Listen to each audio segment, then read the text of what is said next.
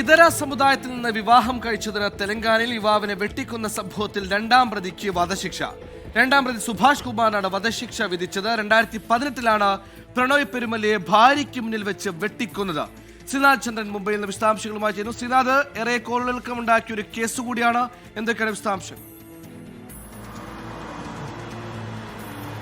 2018 September മാസത്തിലാണ് പ്രണോയ് കൊല്ലപ്പെടുന്നത്. തെലങ്കാനയിൽ ഒരു പകൽ സമയമാണ്, പട്ടാപ്പകൽ നഗരത്തിൽ വെച്ചാണ് ഇയാൾ വെട്ടിക്കൊല്ലപ്പെടുന്നത്.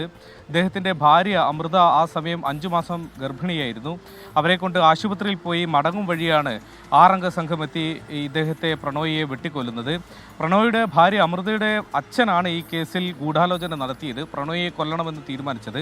അമൃത പ്രണോയിയേക്കാൾ ഉയർന്ന സമുദായത്തിൽ ആണ് എന്നതാണ് ഇവർക്ക് ഒരു പ്രകോപനമായി മാറിയത്. ഇവർ കുട്ടിക്കാലം മുതൽ ഒരുമിച്ച് കളിച്ച് വളർന്ന ആളുകളാണ്. പക്ഷേ 2 സമുദായത്തിലാണ് എന്നതാണ് ഇവർ ഒന്നിക്കുന്നതിന് ഒരു എതിർപ്പായി കുടുംബം ചൂണ്ടിക്കാട്ടിയത്. ഏതായാലും ഈ എതിർപ്പൊക്കെ മറികടന്ന് 2018 ജനുവരിയിലാണ് ഇവർ വിവാഹം കഴിക്കുന്നത്. പിന്നീട് ഏതാണ്ട് 5 തവണയോളം പ്രണോയിയെ കൊലപ്പെടുത്താൻ വേണ്ടി ഇവർ ശ്രമിച്ചു. ഏറ്റവും ഒടുവിലാണ് സെപ്റ്റംബർ മാസം ആ കൊല നടപ്പാക്കുന്നത്.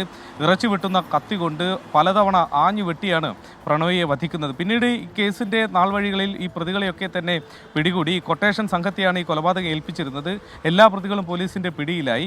ഈ അമൃതയുടെ അച്ഛൻ മാരുതി റാവു പിന്നീട് 2020 ആത്മഹത്യ ചെയ്യുകയും ചെയ്തു. കേസിൽ പിന്നീട് പിടിയിലായി ശിക്ഷിക്കപ്പെടും എന്ന് തോന്നിയതുകൊണ്ടാവും അദ്ദേഹം ആ സമ്മർദ്ദത്തിന് അടിമപ്പെട്ട് ആത്മഹത്യ ചെയ്തത്. ശേഷിച്ച പ്രതികളുടെ ശിക്ഷയാണ് ഇപ്പോൾ കോടതി വിധിച്ചത്. അതിൽ ഈ കുറ്റകൃത്യത്തെ നേരിട്ട് പ്രണോയിയെ വെട്ടിക്കൊന്ന സുഭാഷിനാണ് ഇപ്പോൾ വധശിക്ഷ. ശേഷിച്ച പ്രതികൾക്ക് ജീവപര്യന്തം ശിക്ഷയും കിട്ടി.